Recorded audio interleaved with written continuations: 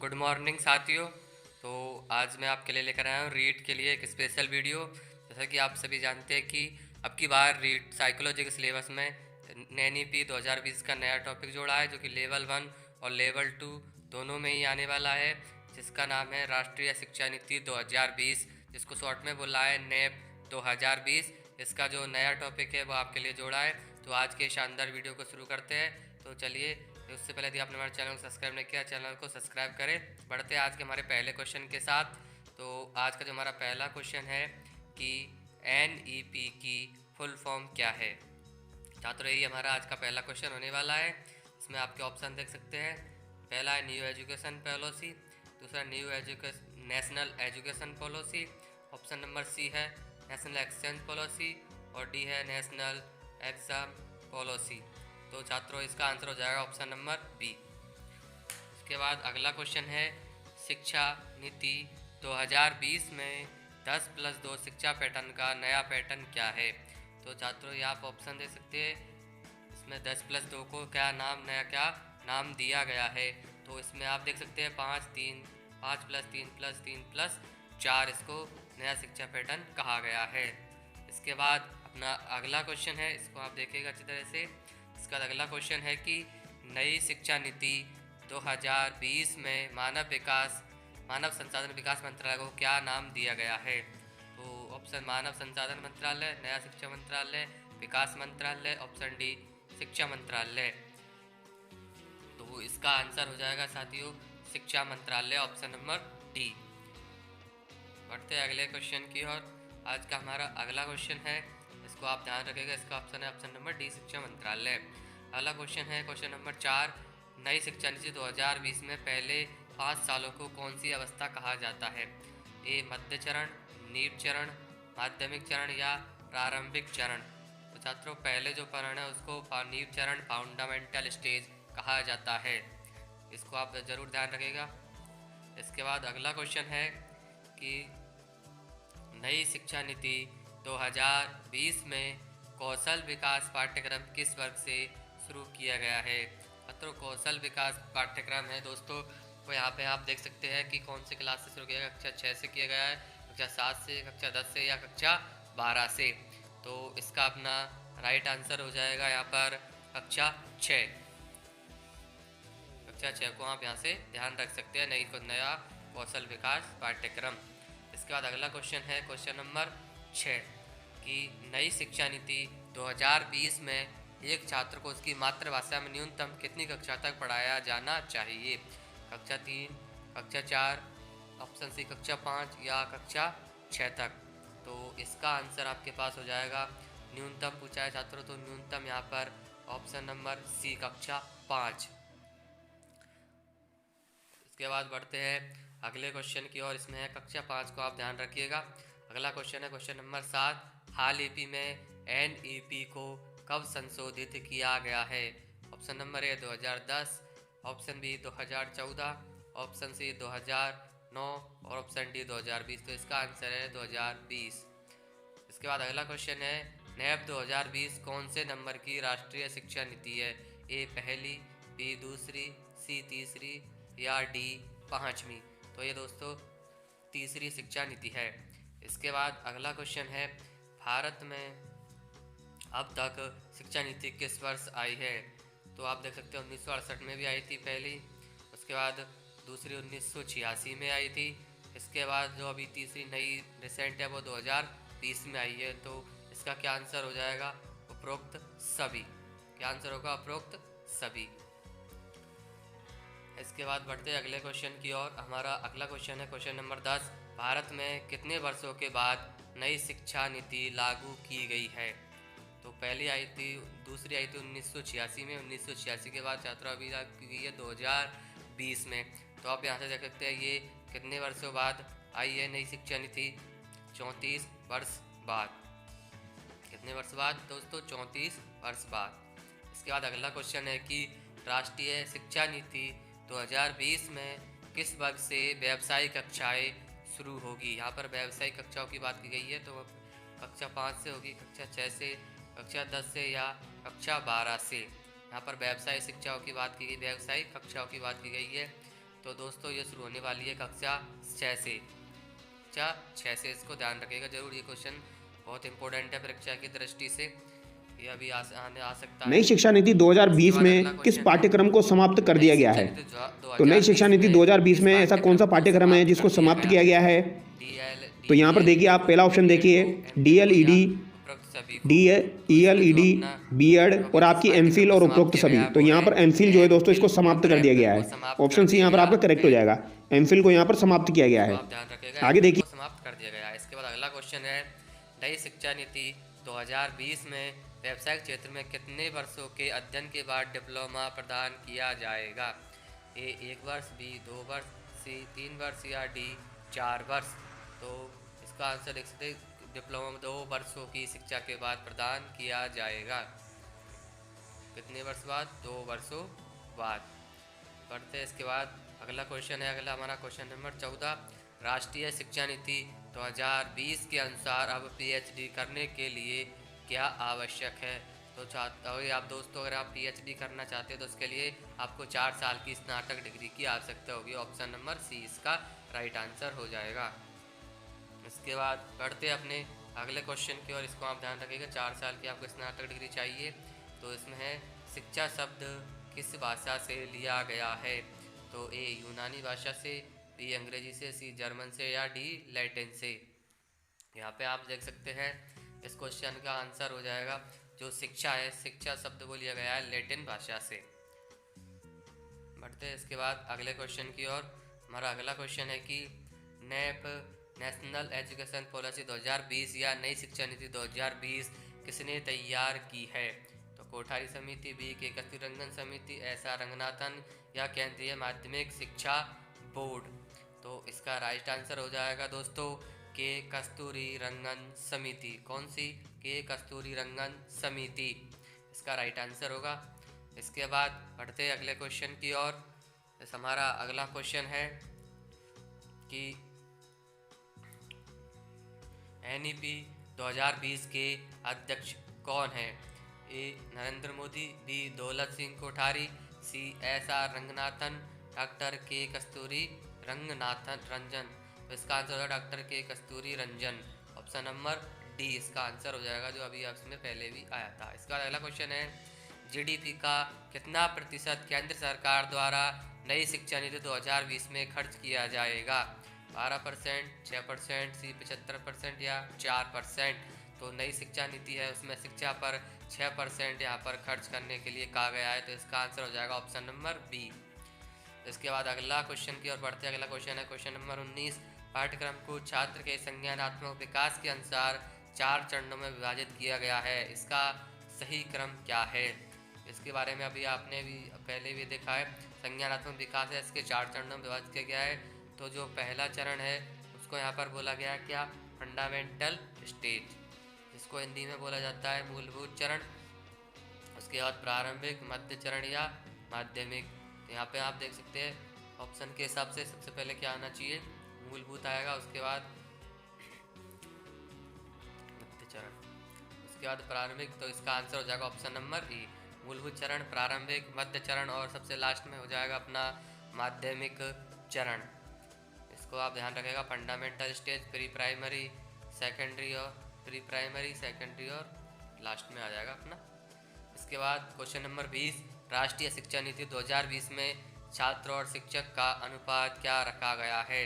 तो 30:1, 25:1, 35:1 या 40:1? तो छात्र और शिक्षक का जो सामान्य अनुपात है यहाँ पर रखा गया है 30:1। कितना? 30:1। और दूसरी चीज़ और आप यहाँ से ध्यान रखिएगा कि जो विशेष शिक्षा क्षेत्र है उसमें यहाँ पर 25:1 रखा गया है। इसके बाद बढ़ते अगले क्वेश्चन की ओर। राष्ट्रीय शिक्षा नीति 2020 के अनुसार राष्ट्रीय मूल्यांकन केंद्र किसके लिए बनाया जाएगा? तो जो मूल्यांकन केंद्र है यहाँ पर किसके लिए बनाया जाएगा? तो दोस्तों जो मूल्यांकन केंद्र है वो बच्चों यानी स्टूडेंट्स के लिए यहाँ पर बनाया जाएगा। तो सभी देखिए आप बैक नहीं जाए।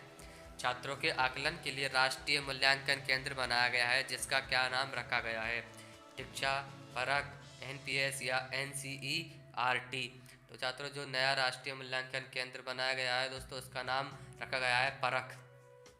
परख इसका नाम रखा गया है। इसके बाद अगला क्वेश्चन है कि जो नीचे इसी से परख है, इससे संबंधित आ गया है अपना क्वेश्चन नंबर 23 कि परख राष्ट्रीय शिक्षा नीति 2020 में शामिल एक राष्ट्रीय मूल्यांकन केंद्र है। परख में पी का क्या अर्थ है?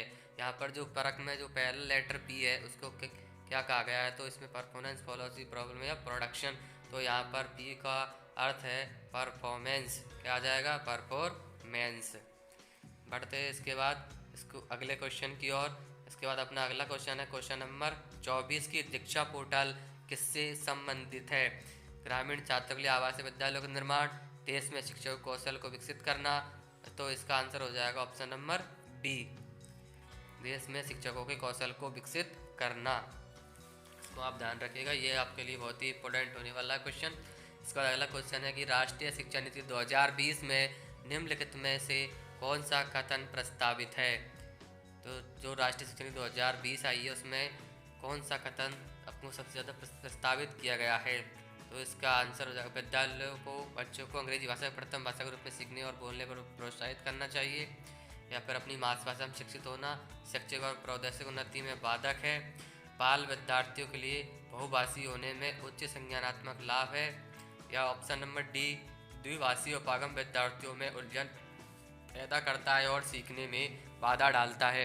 तो बताइए छात्रों इस क्वेश्चन का क्या आंसर होने वाला है? तो इसका आंसर होने वाला है ऑप्शन नंबर सी, बाल विद्यार्थियों के लिए बहुभाषी होने में उच्च संज्ञानात्मक लाभ है। इस क्वेश्चन को आप जरूर देखिएगा, क्वेश्चन साइकोलॉजी में भी आपके आ सकता है। इसके बाद अगला क्वेश्चन है कि राष्ट्रीय शिक्षा नीति 2020 के अनुसार आकलन के क्या उद्देश्य है? जो आकलन है वो किस लिए किया जाता है? तो आप यहाँ से देख सकते हैं, चार आपको दिए हैं, उनको नीचे सीखने की स्तर को सुनिश्चित करने के लिए विद्यार्थियों में तनाव उत्पन्न करना और डर पैदा करना। छात्रों में पहला तो हो नहीं सकता, कोई छात्रों को इसमें डरापन पैदा नहीं करते। इसके बाद अध्यापक अधिगम क्रियाओं को दोहराना, ये सही है। अधिगम और विकास को अनुकूलित बनाना, ये भी सही है। इसके बाद कक्षा के अंदर और बाहर विद्यार्थियों को समर्थन देना छात्रों, ये भी सही है दोस्तों। तो इसका आंसर हो जाएगा 2, 3 और 4, ऑप्शन नंबर सी। इसका आंसर हो जाएगा ऑप्शन नंबर सी। इसके बाद अगला क्वेश्चन है कि राष्ट्रीय शिक्षा नीति 2020 क्या सिफारिश करती है? एक भाषावाद, बहुभाषावाद, पाठ्यक्रम का मानकीकरण, मूल्यांकन का मानकीकरण। छात्रों इसका आप देख सकते हैं मानकीकरण की बात की गई है ज़्यादातर यहाँ पे। तो सिफारिश इसमें किसकी की गई है? बहुभाषावाद की सिफारिश की गई है। छात्रों को बहुभाषा का ज्ञान दिया जाना चाहिए प्राथमिक शिक्षाओं में शुरू में। इसके बाद राष्ट्रीय शिक्षा नीति 2020 में प्रस्तावित बदलाव है। तो दोस्तों जो राष्ट्रीय शिक्षा नीति है उसमें मेन बदलाव क्या किया गया है? तो यहाँ पर मानकरण से लचीलापन, रचनात्मक मूल्यांकन से योगात्मक मूल्यांकन, रचनाओं की समझ से परीक्षा के लिए सीखना, या बहुभाषिकता से कठोरता। तो जो इसका आंसर हो जाएगा, इसमें क्या किया गया, अपने मानकीकरणों में कुछ ढील की गई है, यानी मानकीकरणों को लचीला बनाया गया है। इसके बाद अगला क्वेश्चन है कि राष्ट्रीय शिक्षा नीति 2020 में उल्लेखनीय मेरू शब्द का विस्तृत रूप है। Multi disciplinary education and research university, multi language education and research university. तो इसका जो राइट आंसर हो जाएगा अपना हो जाएगा multi disciplinary education and research university. इसके बाद अगला क्वेश्चन है कि राष्ट्रीय मूल्यांकन केंद्र परख का उद्देश्य क्या है?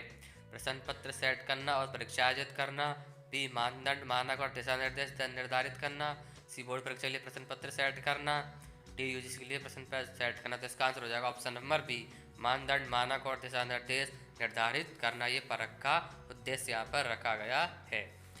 इसके बाद बढ़ते अपने अगले क्वेश्चन की और अपना अगला क्वेश्चन है कि NEP 2020 के अनुसार ABC क्या है? तो इस क्वेश्चन को समझने से पहले आपको क्वेश्चन नंबर जो 32 है उसको समझना पड़ेगा कि NEP 2020 के अनुसार ABC का फुल फॉर्म क्या है।